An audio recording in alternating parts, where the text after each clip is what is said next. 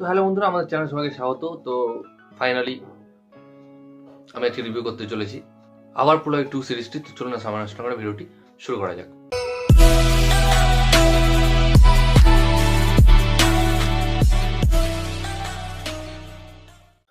তো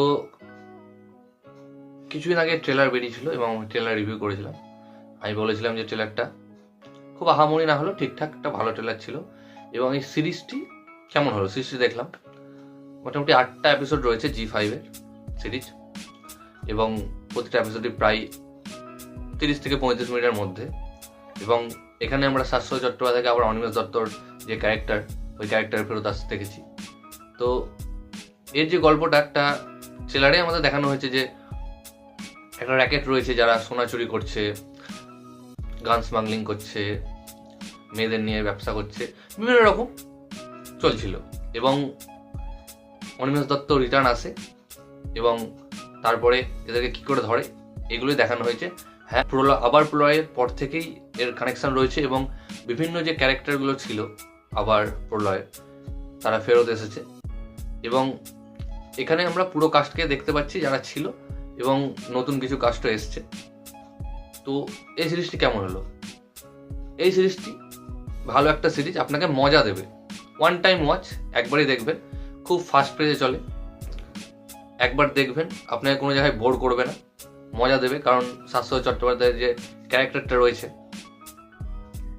ওই ক্যারেক্টারটা দারুণ। কারণ ওই ক্যারেক্টারটা যেসব ডায়লগগুলো রয়েছে, যেভাবে ও কথা বলে, গাল দেয়, বা যেভাবে ওর ক্যারেক্টারটা তৈরি, আমরা প্রলয় সিনেমা থেকে দেখেছিলাম এই ক্যারেক্টারটাকে এবং সবারই পছন্দ ছিল বলেই রাজ চক্রবর্তী আবার এই ক্যারেক্টারটাকে নিয়ে একটা ইন্ডিভিজুয়াল সিরিজ বানিয়েছিলেন এবং তার সিজন 2-এও তাকে আমরা দেখতে পাচ্ছি।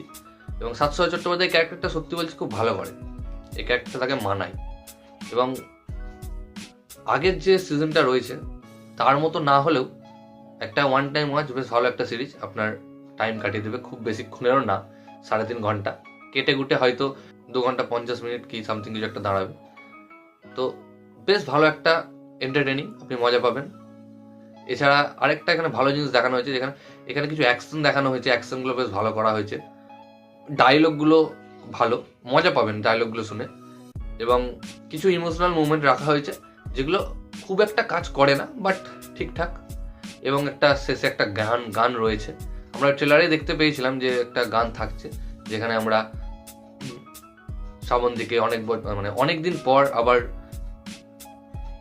দেখতে পেলাম বাংলায় কোনো কাজ করতে আইটেম সঙ্গে ড্যান্সার একদম, তাও তাকে দেখতে পেলাম, বেশ ভালো লাগলো।